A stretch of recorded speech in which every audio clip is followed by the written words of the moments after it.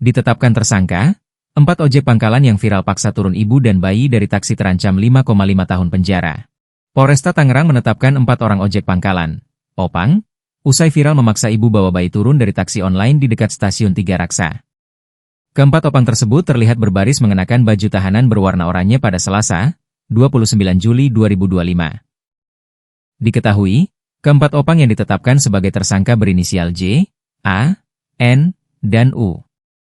Dalam video yang disiarkan di akun Instagram Polresta Tangerang, terlihat keempat opang tersebut juga mengenakan masker.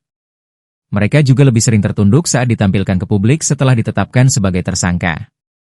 Keempatnya diduga melanggar pasal 170 KUHP dan pasal 335 KUHP. Diketahui, ancaman pidana penjara paling lama 5 tahun 6 bulan. Keempat, tersangka dijerat dengan pasal 1